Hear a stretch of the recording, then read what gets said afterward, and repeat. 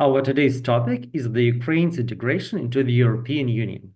It will be illuminated by our guest lecturer, Liubov Akulenko, Executive Director of the European Center for European Policy. Good afternoon. Good afternoon. Your Ukrainian action tank and you perform policy analysis and put forward recommendations regarding Ukraine's integration into the European Union. Also, you are actively involved in discussions with the EU analysts and decision makers on the topic. As you're well informed about the process, it is interesting to learn from you about the developments and prospects of Ukraine's accession into the European Union. On the 25th of June 2024, Ukraine started accession negotiations with the European Union.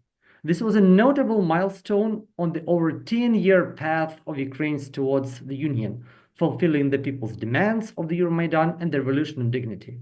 Still, this is not the finish, but yet another checkpoint. Can you please outline the following steps?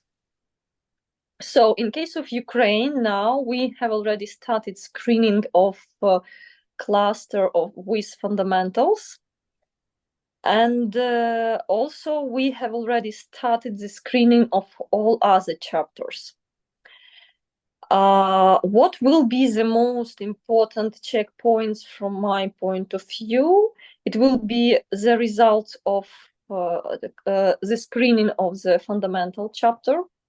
Another, it will be the adoption of 3 roadmaps that Ukraine have already started to develop. It is a roadmap on the rule of law, public administration reform, and the functioning of democratic institutions.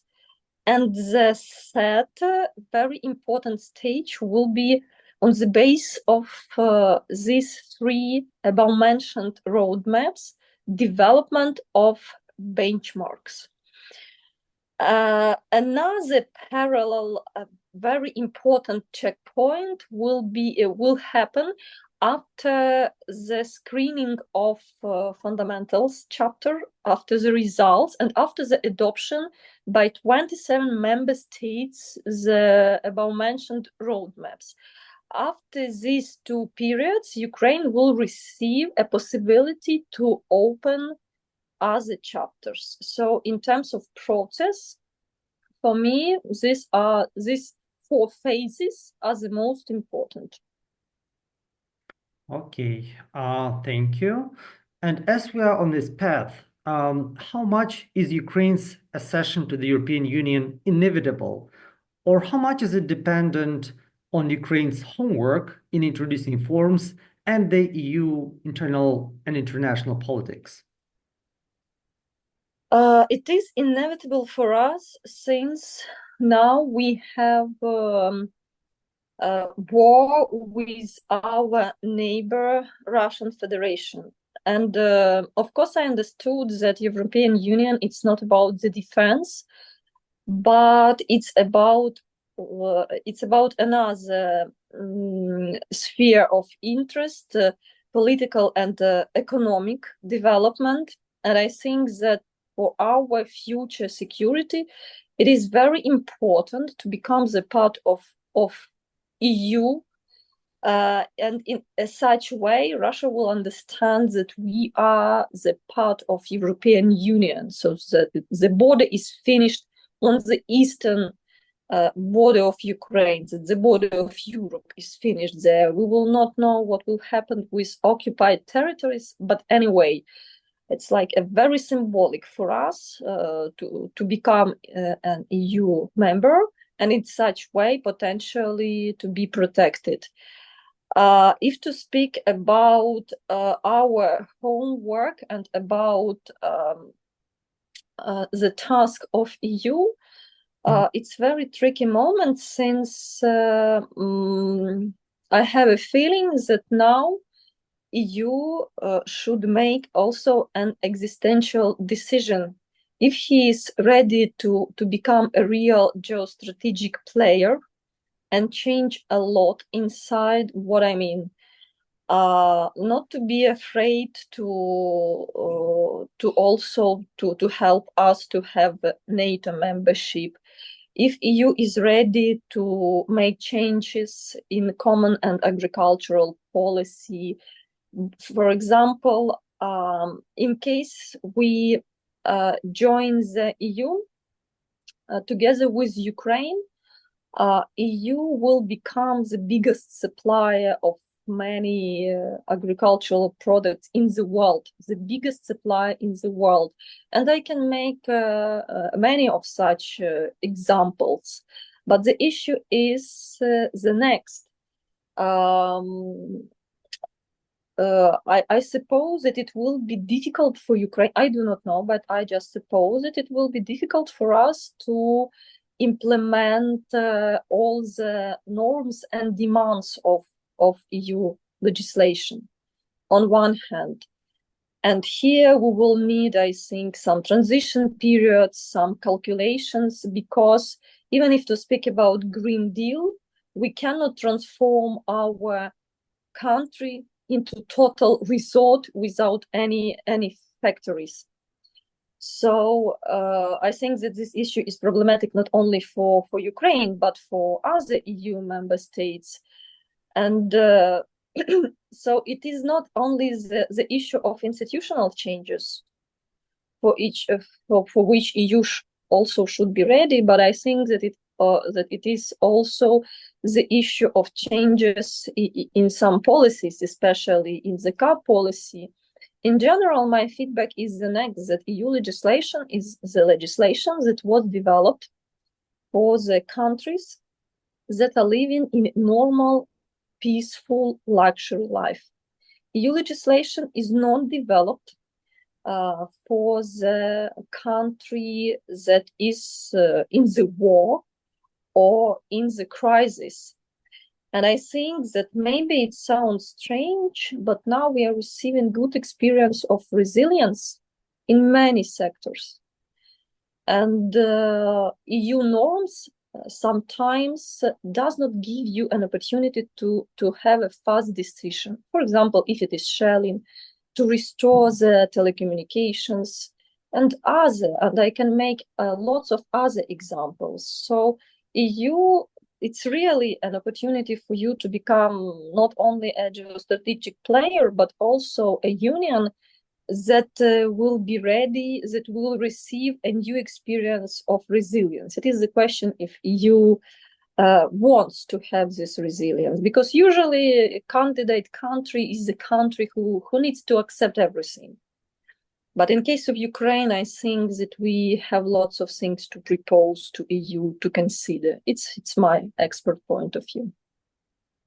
Right. Well, it sounds reasonable. Ukraine is a special case, and it should be taken into account.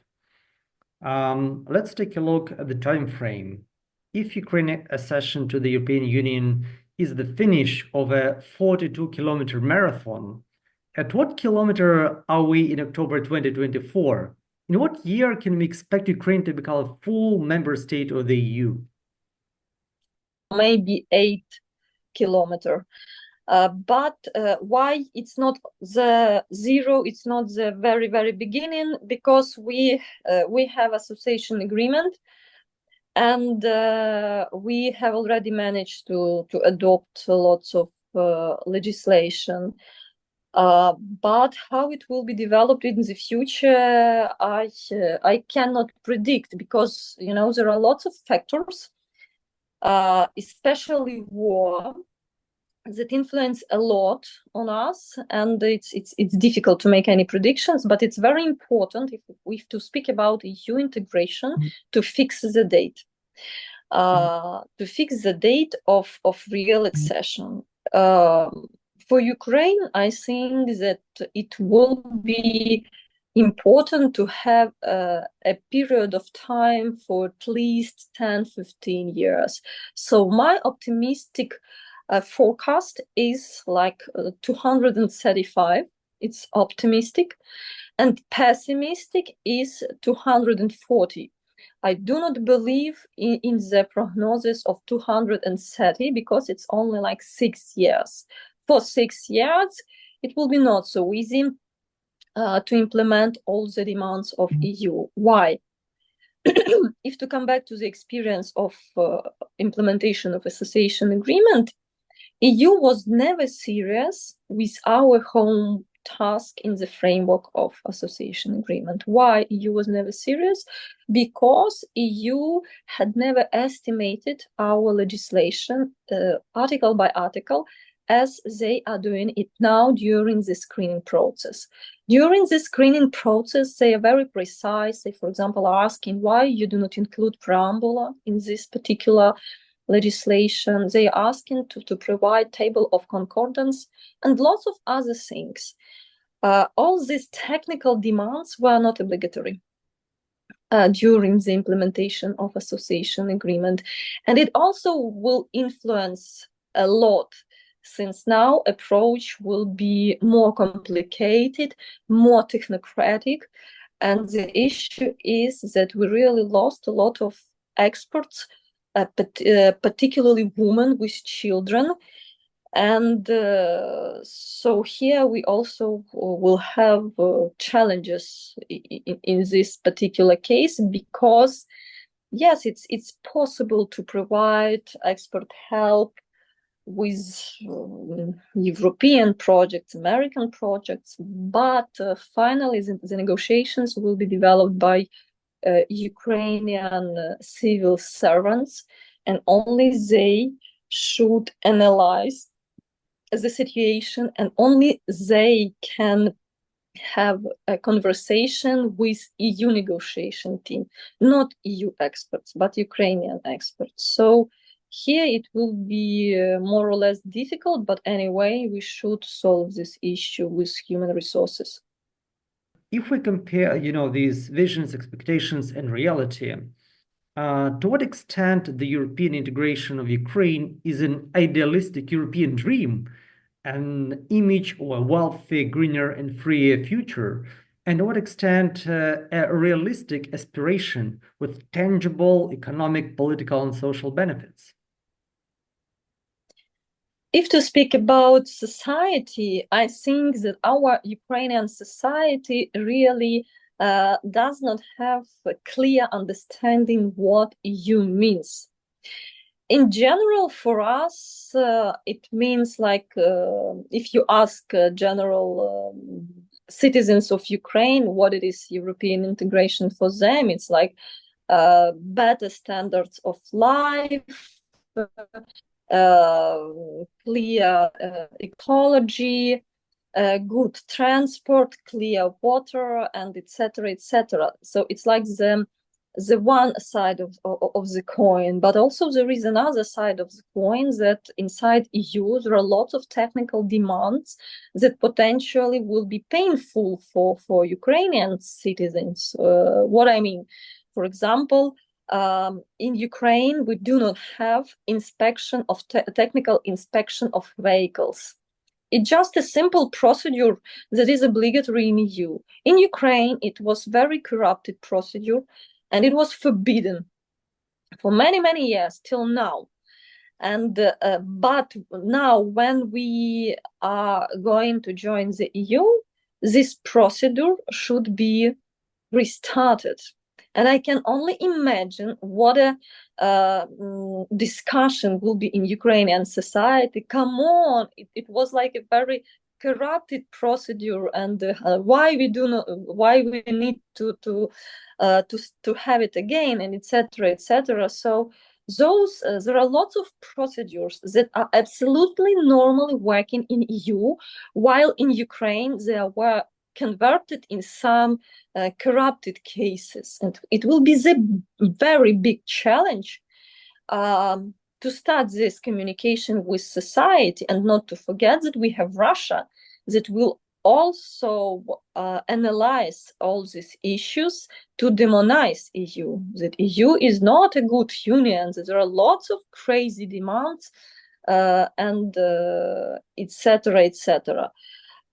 So it's if to speak about citizens, and I think that it will be a very hard conversation with our business, because now when I'm trying to start communications, for example, with agrarian business and experts in ecology, it's a challenging task, because ecologists, they assure that Ukraine should strictly implement all the demands of Green Deals, while people from business reply that, guys, in such a way, Ukraine will be transformed into zone of lakes for wild birds and into the total resort.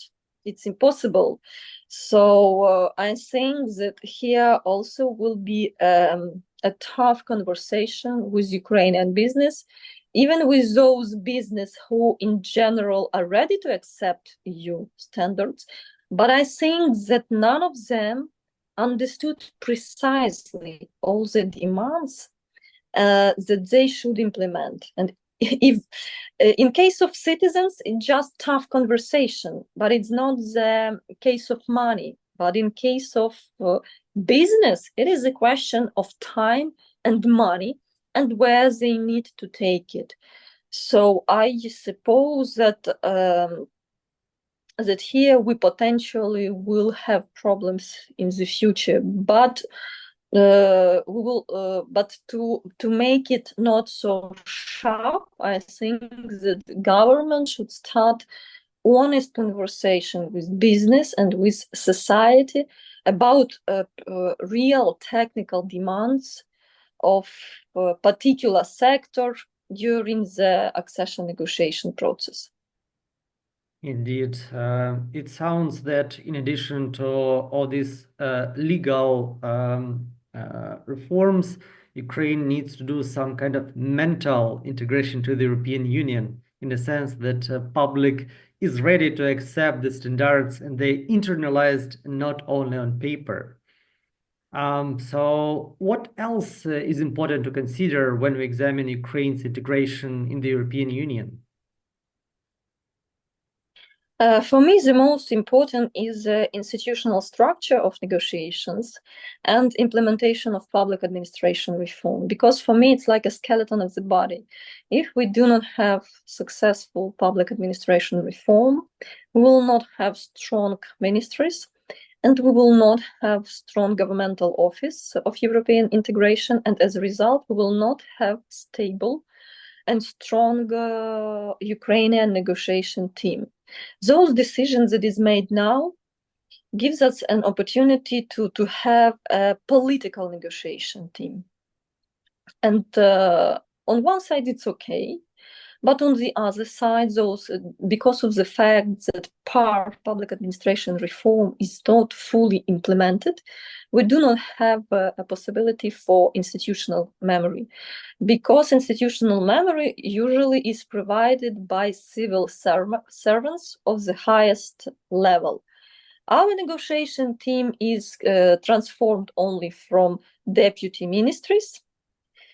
All these people their positions are political, and in case the prime minister is changed or minister is changed, so they will lose their position. Now there is an intermediate decision that in each negotiation group there will be secretaries from governmental office of European integration, but there is a gossip that, for example, one person from the office will be responsible for at least 10 negotiation groups. It's like, it's impossible. It's really impossible.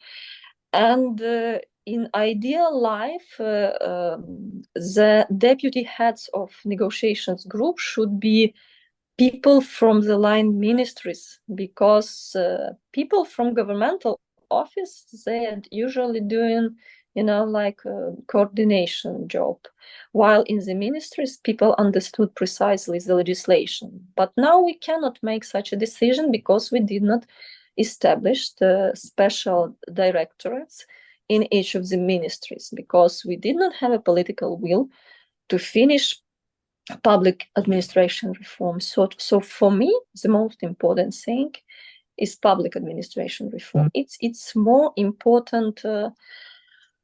It's even more important than anti-corruption reform, because if the country has a proper government that is properly functioning and ministries that are properly functioning, it's one of the anti-corruption measures, I think.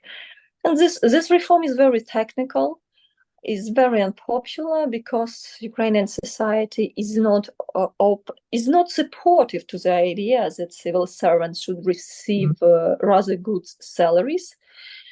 But we need to have courage to start it, because since I'm 100% sure that without this reform, we will not be successful in negotiation process. Without this reform, I'm not ready to speak about periods, any periods, because, you know, it's like not to have skeleton and to ask how much time I can move on this path. I do not know. I need to have some basic things, and still we do not have it.